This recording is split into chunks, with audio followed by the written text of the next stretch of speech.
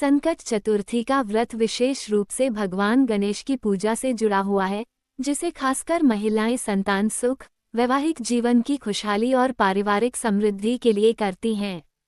यह व्रत हर महीने की चतुर्थी तिथि को आता है, लेकिन जब ये तिथि मंगलवार को पड़ती है, तब इसे विशेष रूप से संकट चतुर्थी कहा जाता है। इस दिन व्रती उपवासी रहते हुए भगवान गणेश की पूजा करते हैं और चंद्र दर्शन के बाद व्रत समाप्त करते हैं। संकट चतुर्थी का व्रत आमतौर पर सूर्यास्त के बाद पूरा होता है।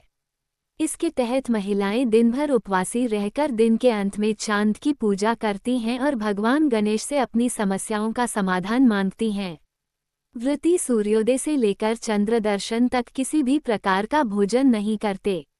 इस दिन विशेष रूप से चंद्रमा के दर्शन को महत्वपूर्ण माना जाता है और जब चांद दिखाई देने लगता है, तब व्रतियों को उसका पूजन करना होता है। संकट चतुर्थी का परायण व्रत समाप्ति का समय। संकट चतुर्थी के परायण का समय सूर्यास्त के बाद निर्धारित होता है, लेकिन इसका सही समय चंद्रमा के दर्शन के आधार पर बदल सकता है। चंद्र दर्शन का समय स्थान विशेष के हिसाब से अलग हो सकता है, क्योंकि चंद्रमा का उगना और डूबना स्थान के भूगोल के अनुसार अलग अलग होता है। आमतौर पर संकट चतुर्थी के व्रत की समाप्ति रात 8 बजे से 10 बजे के बीच होती है, जब चांद का दर्शन हो जाता है और व्रती उसका पूजन करते हैं।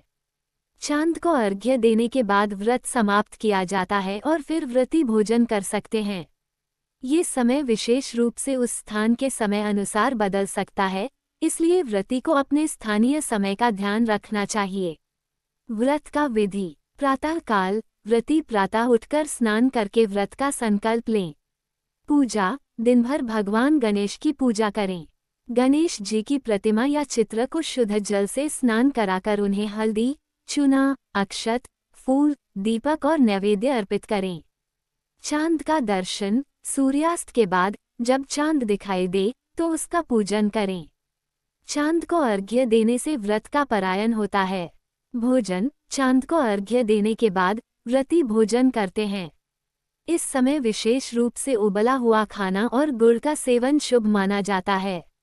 संकट चतुर्थी का महत्व। संकट चतुर्थी का व्रत संकटों से मुक्ति और मानसिक शांति के लिए किया जाता है।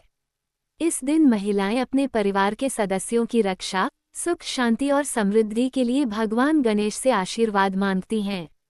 खासकर इस दिन व्रती अपने जीवन की कठिनाइयों, आर्थिक संकटों या अन्य प्रकार के दुखों से छुटकारा पाने के लिए इस व्रत को करती हैं। इस प्रकार संकट चतुर्थी का परायण सूर्यास्त के बाद चंद्र दर्शन के समय किया जाता है और इस समय का निर्धारण स्थानीय चंद्र दर्शन के आधार पर किया जाता है।